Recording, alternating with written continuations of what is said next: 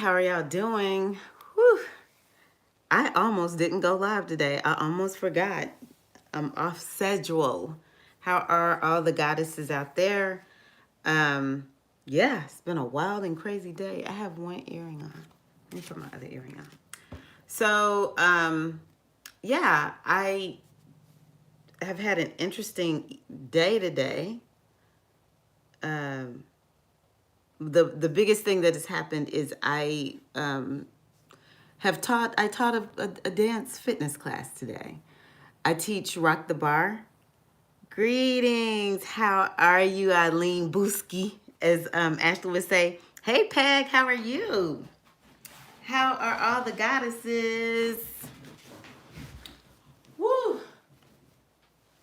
Let me tell y'all, I need to slow down. I really do, because it's starting to catch up with me.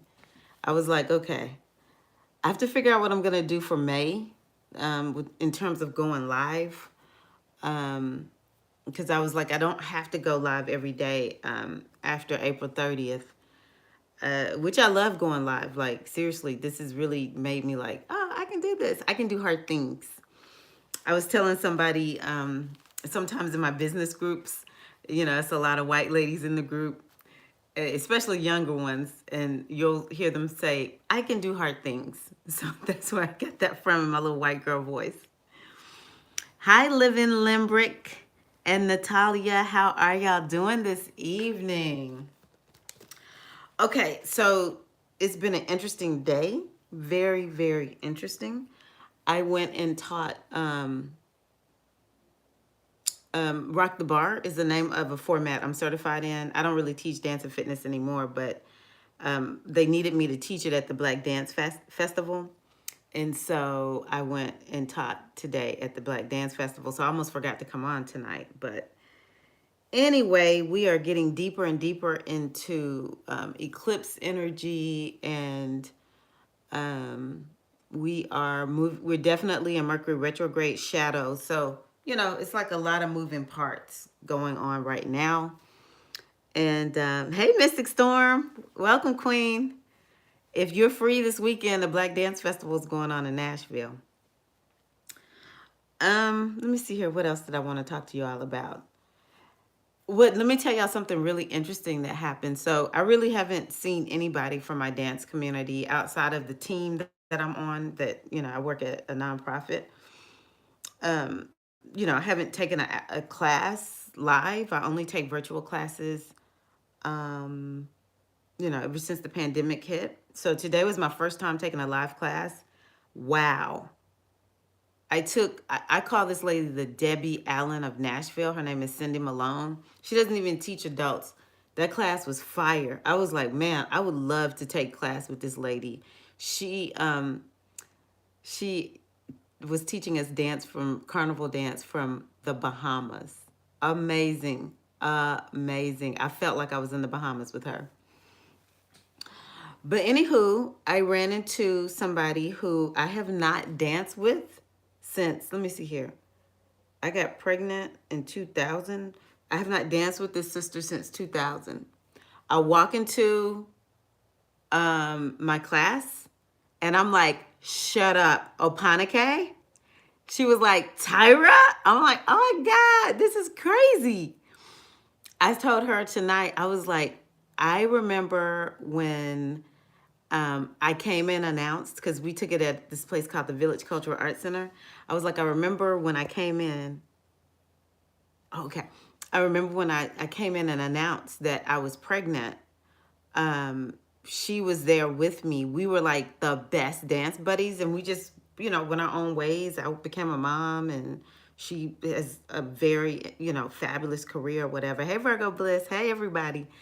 I was just like, this is crazy that I see somebody I have not seen in over 20 years at a dance class today. It was like, I'm in awe. I'm seriously in awe. Okay. So then the lady who took my class, because I only had one sign up, which I'm so okay with. I'm like, why did I even teach? Like, why did my director ask me to teach? Anywho, it's a lady who's very faithful to me in dance. Her name is Angie. And she was telling me about all this dance. She was like, Nashville shut down dance. So she's been traveling around the country, dancing, going to different places to dance. And I was like, well, tell me who you've been dancing with, because she dances online and she goes to different places around the country. And she was like, yeah, I love this one class called Tropicali Soul or something like that, dance hall or something like that. I was like, girl, I know her. I freaking know the teacher of this class that she was taking. This is so interesting to me. This is so interesting. So yeah, today has been very, very interesting.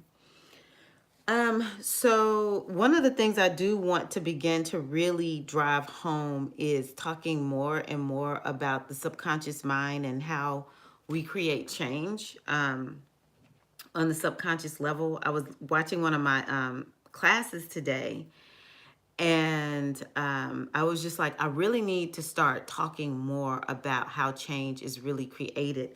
So I think I talked to y'all about this before, but I'll just mention it again.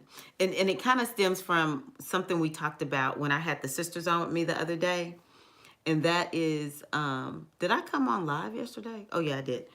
Um, how long does it take to make changes? In whatever how long does it take to heal? How long does it take to make changes in whatever we're wanting to make change in? And honestly, it only takes as long as we decide it takes. I want y'all to remember that to be in human form is to subscribe to limiting beliefs. It's all limiting beliefs. Like, never feel like, I think it's important, let me say it this way. I think it's important for us to always realize that there's a lot of room that we have for growing and expanding and how do I describe it? It's, transcendent. When we begin to have these transcendent experiences, as long as we're in a body, we are subscribing to limitations. To be in form is to be limited. Okay. Um, but and so there's a whole lot of space that we can take up, right? It's a whole lot of expansion that we can do in form. And so we get to decide what am I hearing? Why am I hearing something? I don't know what I'm hearing. Let me close this down. I don't know what I just heard. Anyway, we get to decide how long something takes. We get to decide how hard or how easy it is to make changes in our lives. And the real issue is that if we don't really know how change is created, then that's when it seems like it's very difficult to make changes. And one of the things that I want to impart on you all is what has been shared with me, that it does not have to take a long time to create change. Sometimes, I honestly believe things are so ingrained. Some things can be really ingrained, but it doesn't even mean like we have to stay stuck in that for the longest time. It may mean like, the other day, Mystic Storm had mentioned the onion. But you'll notice as you begin to shift and change and peel away the different levels and layers of whatever the emotion is, the habit, the way you see yourself, uh, you'll notice that it's changing. Because think about how many of us have subscribed to, well, this is just who and what I am. This is how things are for me. My life is this way. It's just how it is. And you know, it seems like it takes forever to come out of it, but it's really just we haven't been shown the proper way to make changes, and that is through our subconscious mind. That is through shifting the inner landscape. It's very important. I don't think people understand how important this is. Like, understanding that we get to choose who and what we are and what we want to be. We really want to be cautious of any absolutes that we live according to in our lives. We want to be cautious of every label. It's one of the reasons I refuse to carry too many labels. oftentimes I use labels because I know other people need the label, but for the most part, I do my best to not label myself. I'll say I'm a goddess. I do like that one. Um, but a lot of times I might say something like I'm having an experience that involves, or you know, like I mentioned the other day, instead of saying I am sick, I might say, you know, I feel like my stomach is upset, or I feel like I have a headache, or something like that. I try to be very cautious of labels and what I own and how I describe myself, um, because that we're imposing a limit. First of all, we're already in limits, so we want to be cautious about how many layers of limits do we have. But how many of us walk around and really, like, we describe ourselves like this thing is absolute, and it's not. There's no absolutes. Zero. Other than change will happen.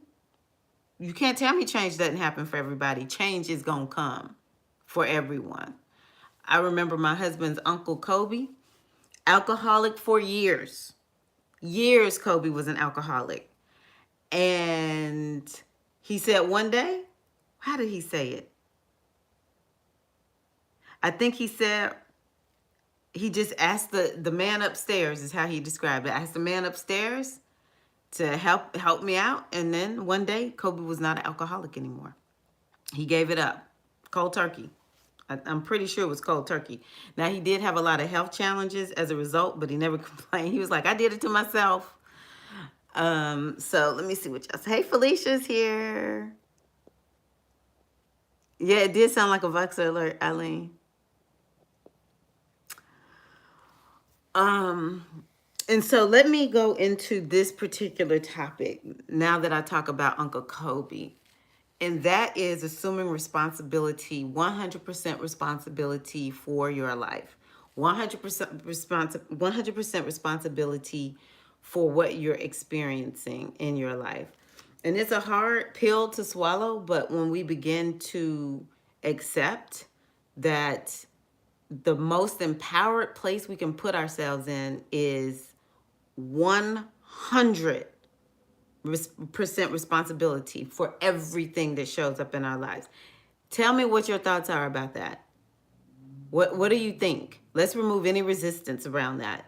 But that is the most that is the most empowered position you can put yourself in. I remember when I first started hearing a lot of the success people, you know, people about being successful, talk about take responsibility for everything. And so, you know, in doing readings, that would be the same energy as Haru. The Haru energy, which is like Shango, is all about personal responsibility.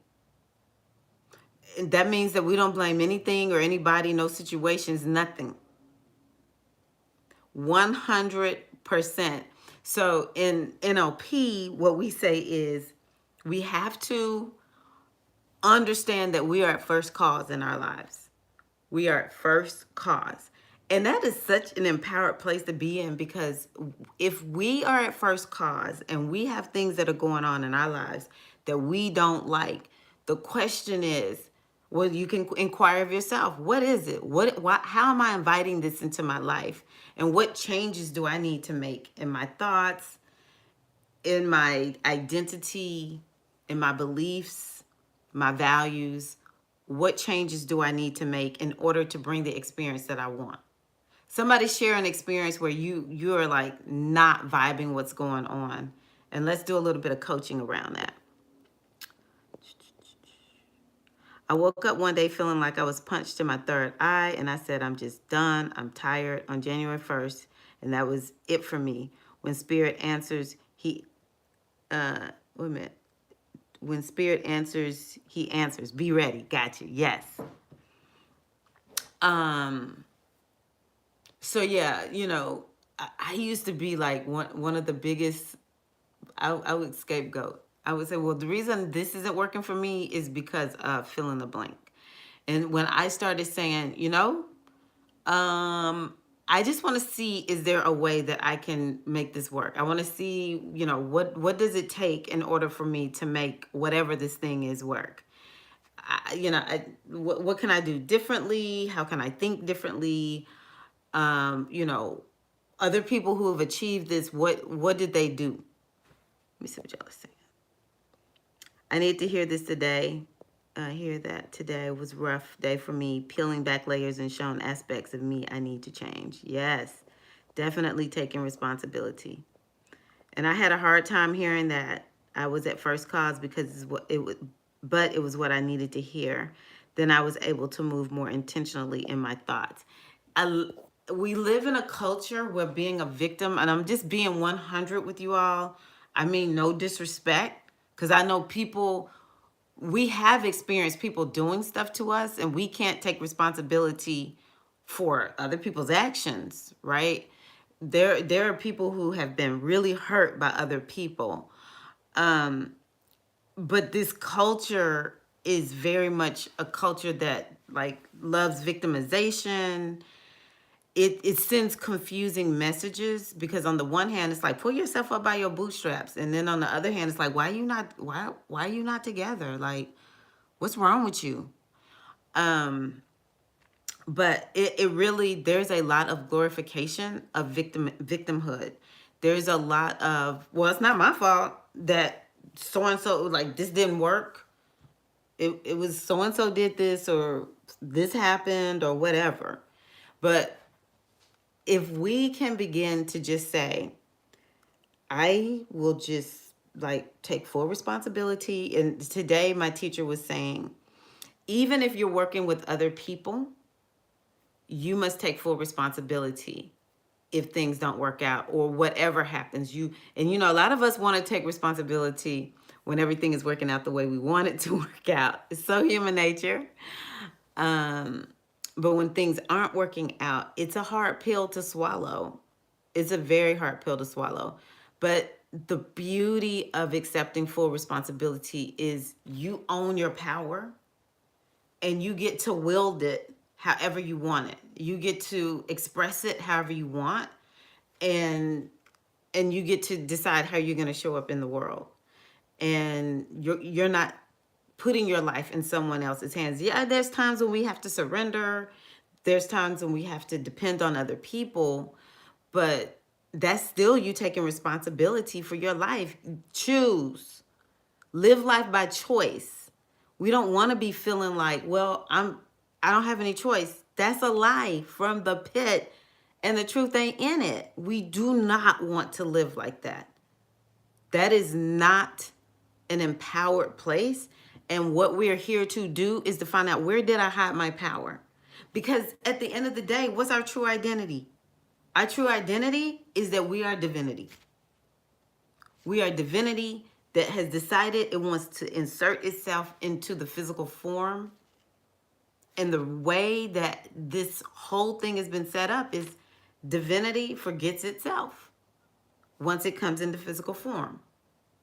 And divinity is here to tap into the power within. And so it's important for us to make sure that we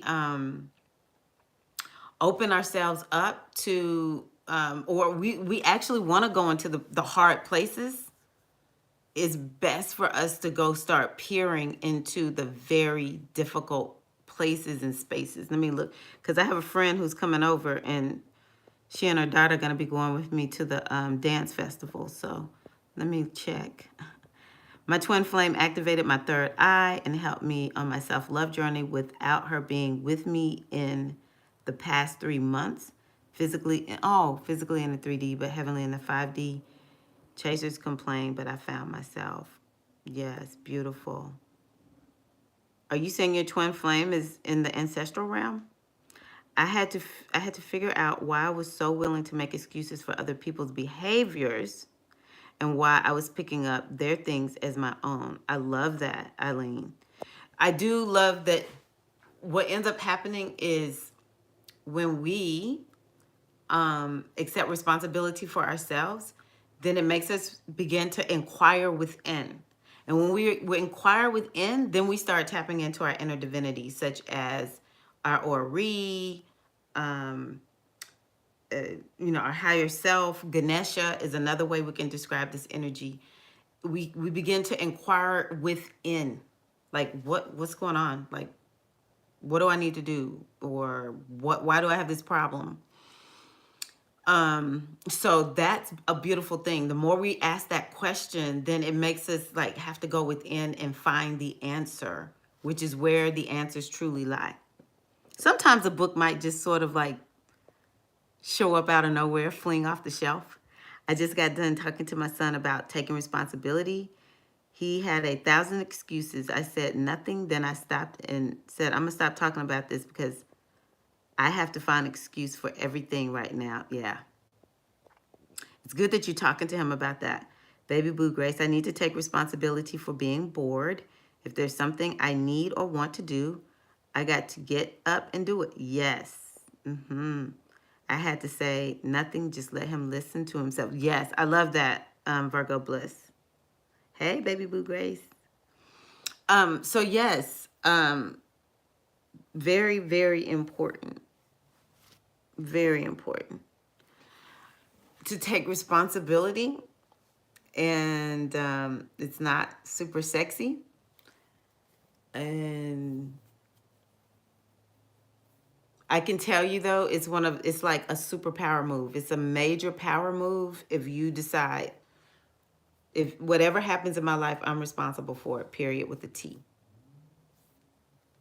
Yes, I do that daily. I question why I feel or thought a particular thing, and then I note it and intentionally go to work on it. I love that, Eileen. I love that. Yes.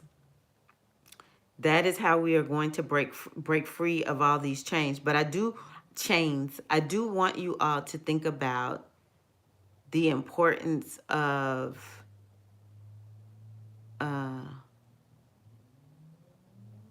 understanding that the hardest place, the most difficult things that you have to face are in the things, that's where your power lies.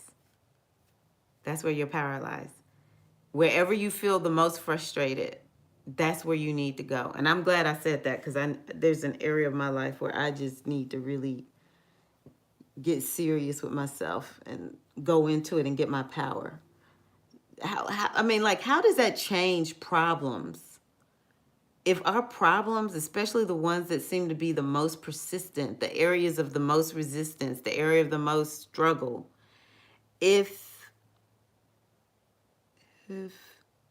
what if those are really, like, if you go there and you really figure it out, what if you end up like you have superpowers as a result of that? Would you love that? Would you like that? What do y'all think about that? What do y'all think about that? Oh my gosh. Okay, let's see here. Peg said, oh, good. I finished the 4 agreements and it definitely changed my perspective about things. Thank you for recommending it. You're welcome. Yeah, that's one of the reasons I actually do love the 4 agreements. I'm glad you brought that up, Peg, because yeah, like, be impeccable with your word. Oftentimes that one right there gets me. I'm like, first and foremost, I'm being very cautious about what I say. Even if it comes to my mind, I'll tell myself, you know what, just let it go. We don't have to think that. Like, our thoughts are not going to be pristine all the time. We're in human form, but the question is what we're going to do with them. If we have a thought come through and it's like, that's an inappropriate thought. That's like, I would not say this to that person out loud. So therefore, for sure, it's not going to come out of my mouth. And I'm doing everything I can to, just say, nope, I don't think that way. But also, if I say I'm going to do something, the question is, am I being impeccable with my word? And the thing is this, I don't want to hear any excuses. That's what I tell myself. You can just be with all the things that you think this is not helpful. Just be honest with yourself, Tirra. That's how I talk to myself. I'm like, just be honest with yourself. You don't want to fill in the blank. Oh, you know what? I'm glad we're talking about this because, where's my little thing?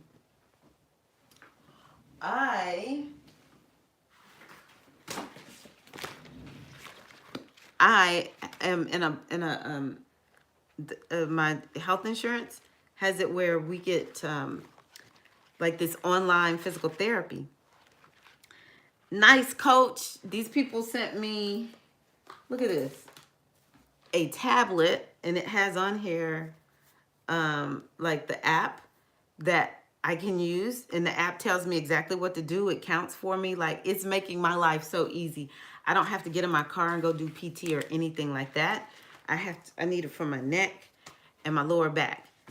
And today the coach was like, okay, so how do you feel about how you're showing up for your PT? And I was like, I don't feel good at all. And guess what I said? Well, first I had to do taxes. Then last week I was tired after doing taxes.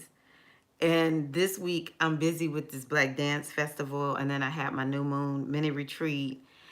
And that's one excuse after the other. I am not taking responsibility. I'm so glad we're talking about this. I am not taking responsibility for my PT. Like, I have an excuse for why I did not exercise today. Well, I was sort of tired. I stayed up super late or something. I don't even know why. It wasn't last night that I stayed up super late. I don't know why I did not get my workout in today, but I could tell you I have excuses for why I did not get it done. And I love, as a spiritual guide and teacher, as a priestess, that the things that I come on and talk about, my guides are like, here's your mirror. You think that you're imparting all of this wisdom, but Booski, as y'all say, Booski, are you living it? And so no more excuses. No more excuses. No more excuses. I'm not making up any more excuses about my PT. I'm going to get the PT done. I'm 50 something years old. We cannot play once we get to this age. If I don't take care of this now, trust me, when I'm 60, I'll probably have to get a surgery or something like that if I don't straighten my butt up. So yeah, but I will tell y'all, I don't, if my neck hurts, then it's like, I just do like this to myself. I don't want to hear it because you got a solution. You're not using it. These people made my life easy. I didn't pay for none of this. It's no additional cost through the insurance. So come on. Okay, let me see what y'all saying. Peggy Boo, that book is a go-to. I recommend it to people all the time. Take nothing personally. Oh, that's a good one. I tend to use the most. That helps me be unbothered by others' words and behaviors. I don't think it changes the problem. It changes the way we look at things. I would like it sometime if I have complete control. Have complete control, the power. Oh man, definitely got me today. Be impeccable with your word. I see how we have the power to bless and curse ourselves and others, and being held responsible for what you say and do. Yes. Ever since I read that book, and then actually understanding hypnosis and NLP, one of the stories that came through was a lady had a surgery, and after the surgery, she still had a lot of pain. And she finally ended up with a hypnotherapist. And I don't know what the conversation was, but the hypnotherapist regressed her into her subconscious mind back to the surgery. And during the surgery, like, she starts describing everything that the doctor was saying. Of course, she was under, but her subconscious mind, our subconscious mind picks up everything. Like, seriously, y'all, our subconscious mind picks up everything. Is one of the reasons I talk to you all the way that I do. I am using love and care and concern. I will use frankness and directness. I will tell you the truth. I will not lie. But I know for a fact that my words are, your subconscious mind is picking up the tone, is picking up, the meaning of the words too, but it's picking up the vibration, like my whole communication style and stuff. Your subconscious mind is picking it up. It picks up everything. And so the doctor, she says, the doctor said, and he was, sewing her up or something like that. I don't know. She'll never be the same again. And that's when the hypnotherapist was like, oh, your subconscious mind took that to mean you'll never be like you were before you had the pain. And so once she released that and got the true meaning of it, she was able to lose the pain. Um, the actual guy who I learned from, he said that when he was about 14, he wanted to learn how to play the piano. So he had gone to learn or ask some questions of this young guy that was like a virtuoso, sort of like a virtuoso in his area about how to play the piano.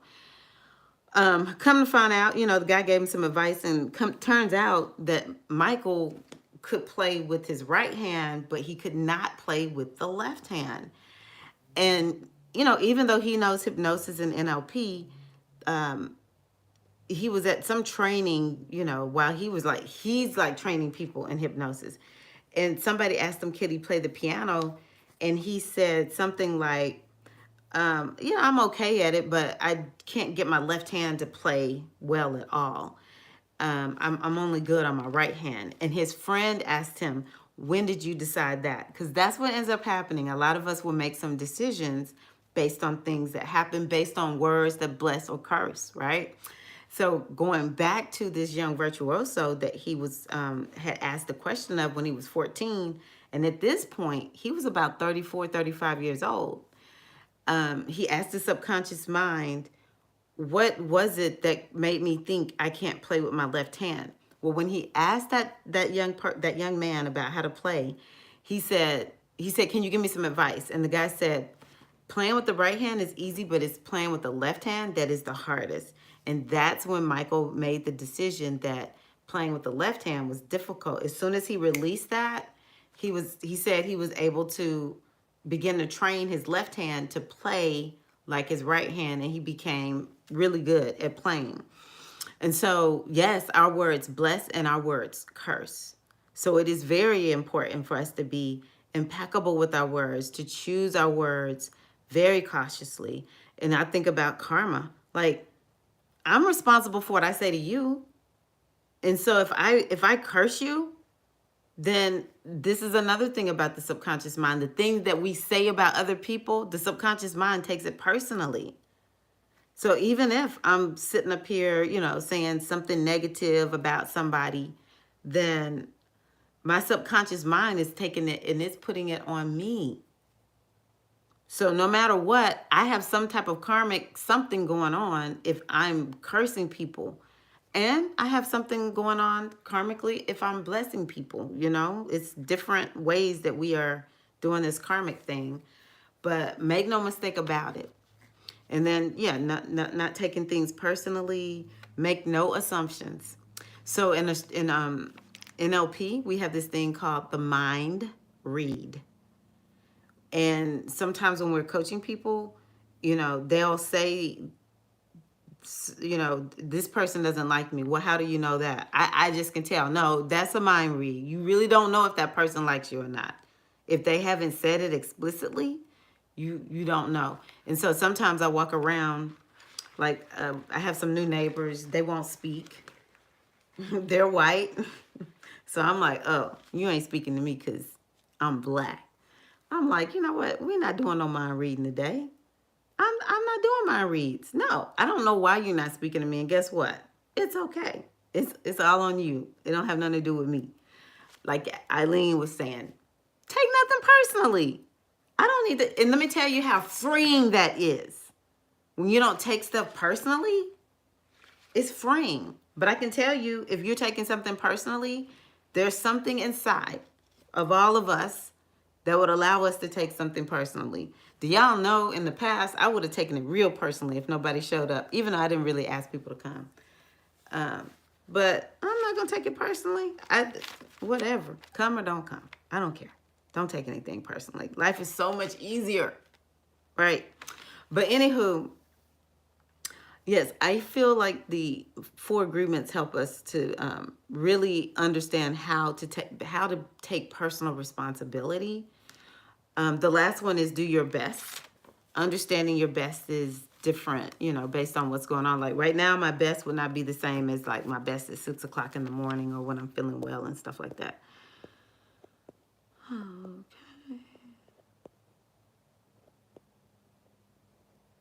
So C. Javen Pope said, met her at work, but it's been back and forth for the last 9 months. And the first person I read as a psychic. I then started mirroring her in our current separation and changed my thinking pattern for real, for real. Okay, that sounds good. Yes, I'm trying to not be hard on myself, but being shown the shadow part of you is a hard pill for real. You know, it's so interesting that you mentioned that, Peg. I just recorded, I made a meditation on connecting with the shadow self. And what